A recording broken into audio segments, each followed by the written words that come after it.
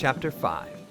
A Tempest, a Shipwreck, an Earthquake, and what else befell Dr. Pangloss, Candide, and James the Anabaptist.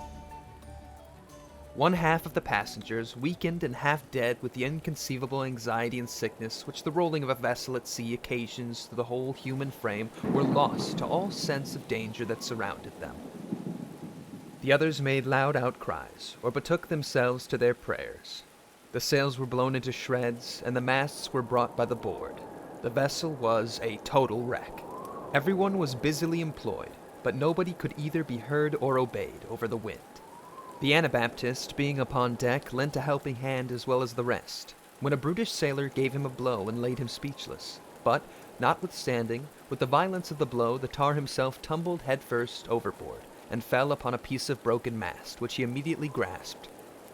Honest James, forgetting the injury he had so lately received from him, flew to his assistance, and with great difficulty hauled him in again. But, notwithstanding, in the attempt, was, by a sudden jerk of the ship, thrown overboard himself, in sight of the very fellow whom he had risked his life to save, and who took not the least notice of him in this distress. Candide, who beheld all that passed, and saw his benefactor one moment rising above the water, and the next swallowed up by the merciless waves, was preparing to jump after him, but was prevented by the philosopher Pangloss, who demonstrated to him that the roadstead of Lesbon had been made on purpose for the Anabaptist to be drowned there. While he was proving his argument, the ship floundered and the whole crew perished, except for Pangloss, Candide, and the sailor who had been the means of the drowning of the good Anabaptist. The villains swam ashore, but Pangloss and Candide reached land upon a plank. As soon as they had recovered from their surprise and fatigue, they walked towards Lesbon. With what little money they had left, they thought to save themselves from starving after having escaped drowning. Scarcely had they ceased to lament the loss of their benefactor and set foot in the city, when they perceived that the earth trembled under their feet, and the sea, swelling and foaming in the harbor, was dashing in pieces the vessels that were riding at anchor. Large sheets of flame and cinders covered the streets and public places. The houses tottered and were tumbled topsy-turvy even to their foundations, which were themselves destroyed. And 30,000 inhabitants of both sexes, young and old, were buried beneath the ruins.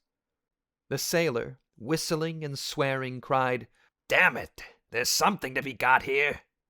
"What can be the sufficing reason of this phenomenon?" said Pangloss. "It is certainly the day of judgment," said Candide.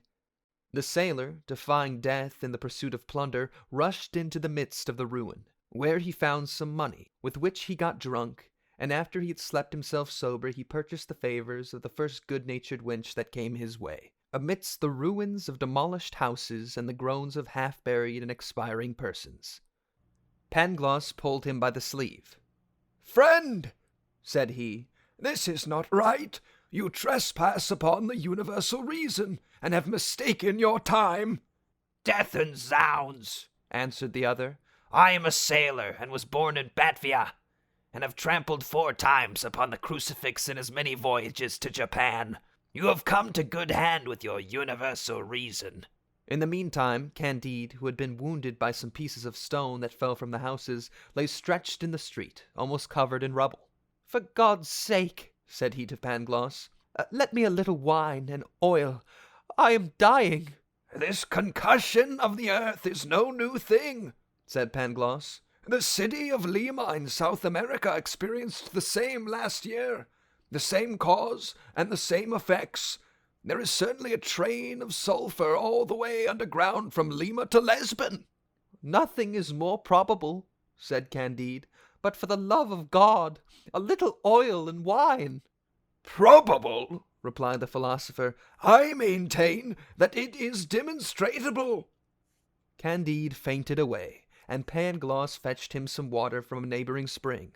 The next day, in searching among the ruins, they found some edibles, with which they repaired their exhausted strength. After this, they assisted the inhabitants in relieving the distressed and wounded. Some, who they had humanely assisted, gave them as good a dinner as could be expected under such terrible circumstances.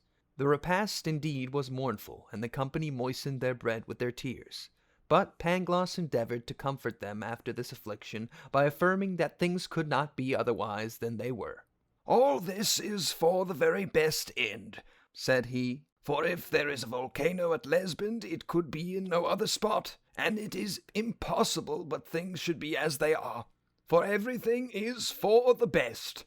By the side of the preceptor sat a little man dressed in black, who was one of the familiars of the Inquisition.